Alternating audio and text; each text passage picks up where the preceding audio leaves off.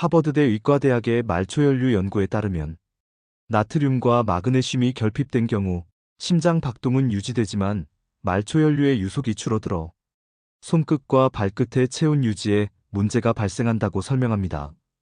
이는 특히 중장년층 여성에게서 흔하게 나타납니다. 그리고 또 하나, 혈관 내벽의 세포는 나트륨 농도에 민감하게 반응합니다. 나트륨이 지나치게 줄어들면 혈관 내벽이 탄력을 잃고 순환이 둔해지면서 그로 인해 림프 순환까지 막히게 되는 것이죠. 림프 순환이 막히면 몸은 붓고 손끝은 더 저리고 차가운 피가 돌지 않아 저체온 상태가 됩니다. 짧고 굵게 용건만 간단히. 바쁜 세상에 길면 혼나니까요. 바로 시작하겠습니다. 소금 한 꼬집. 제 손끝이 다시 따뜻해졌습니다. 밤마다 손끝이 시려서 눈물이 났어요.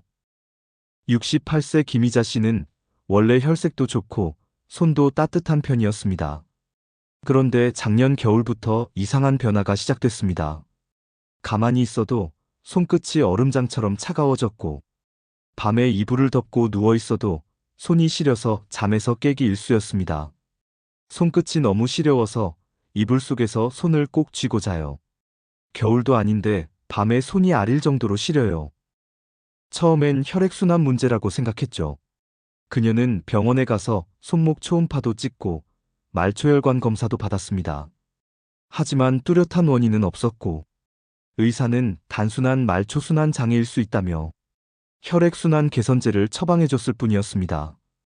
약을 한 달 먹었지만 증상은 그대로였고 오히려 손끝 저림과 두통까지 생겨 불안감이 커졌습니다.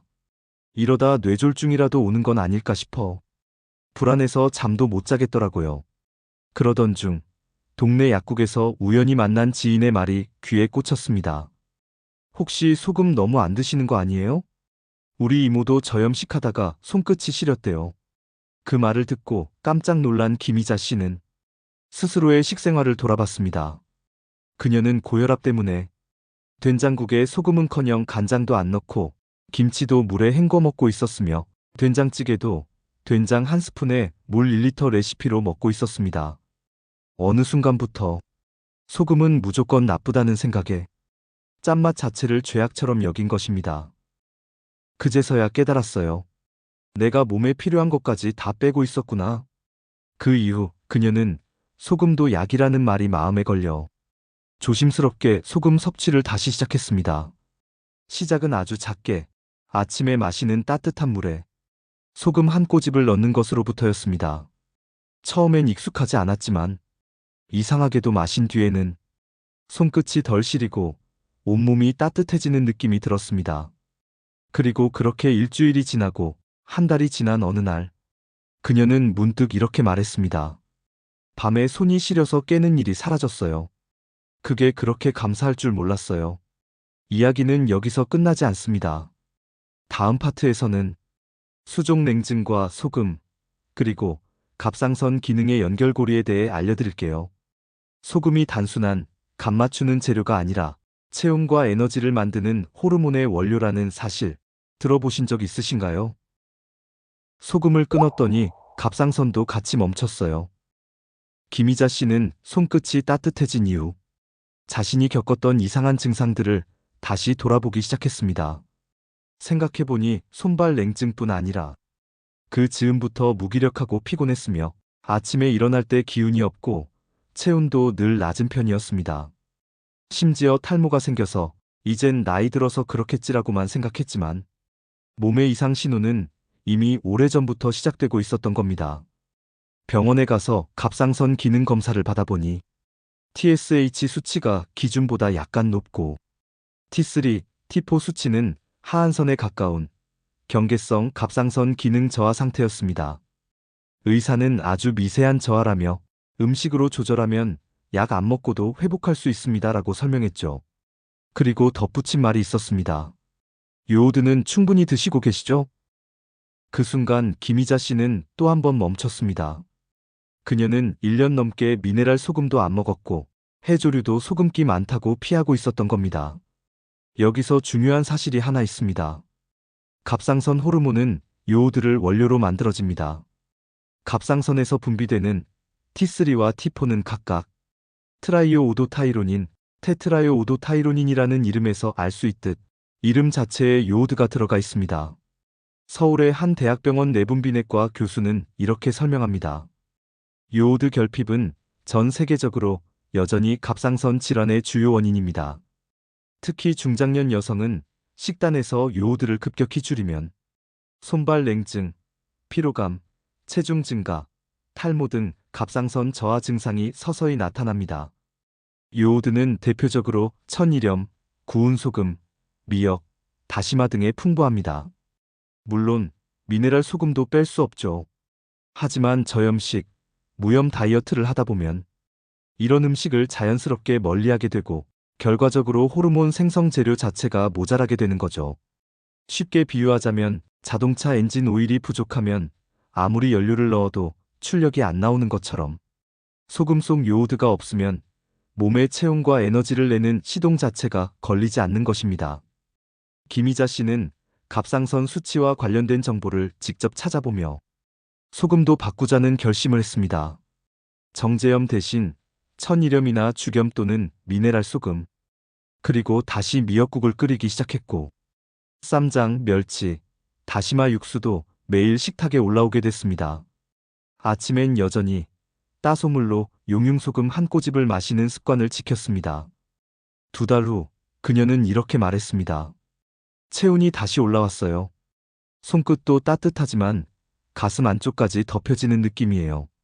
그리고 그보다 더 중요한 건 예전보다 덜 피곤하고 활력 넘치게 산다는 것이었습니다.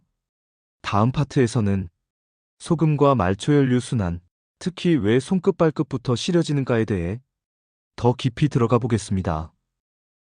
손끝부터 시린 건 몸이 보낸 마지막 신호였어요. 김희자 씨처럼 손끝이 차고 저린 증상을 느끼는 사람들 중 놀라울 만큼 많은 이들이 처음엔 대수롭지 않게 여깁니다. 겨울이라 그런가 보다. 혈액순환이 좀 안 되나 보다. 하지만 이 증상이 만성화되면 단순히 추위 때문이 아니라 몸 전체 혈류순환의 이상 징후일 수 있습니다. 특히 손끝 발끝 같은 말단 부위는 혈관이 가장 가늘고 세포대사가 예민한 곳이라 이상 징후가 먼저 드러나기 마련이죠. 그럼 왜 이런 말초 부위부터 차가워지는 걸까요? 답은 의외로 단순합니다. 심장부터 먼 부위라서 그렇습니다. 심장에서 나온 혈액은 먼저 뇌, 폐, 장기 쪽으로 가고 그 다음에야 말단 혈관으로 향합니다. 그런데 이때 혈액이 원활히 흐르려면 혈관이 잘 열려 있어야 하고 적절한 전해질 균형이 유지돼야 합니다. 소금, 즉 나트륨과 마그네슘, 칼륨은 이 혈관의 수축과 이완을 조절하는데 필수적인 역할을 합니다. 그 중에서도 나트륨은 혈액 내 수분을 잡아주는 역할을 하며 마그네슘은 혈관을 부드럽게 이완시켜 혈류를 촉진합니다. 그런데 이 전해질들이 부족해지면 혈액의 흐름이 끊기고 먼 곳부터 서서히 냉증, 저림, 통증 같은 증상이 나타나는 것입니다. 하버드대 의과대학의 말초연류 연구에 따르면 나트륨과 마그네슘이 결핍된 경우 심장 박동은 유지되지만 말초연류의 유속이 줄어들어 손끝과 발끝의 체온 유지에 문제가 발생한다고 설명합니다.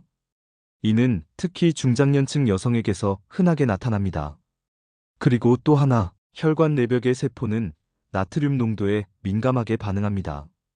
나트륨이 지나치게 줄어들면 혈관 내벽이 탄력을 잃고 순환이 둔해지면서 그로 인해 림프 순환까지 막히게 되는 것이죠.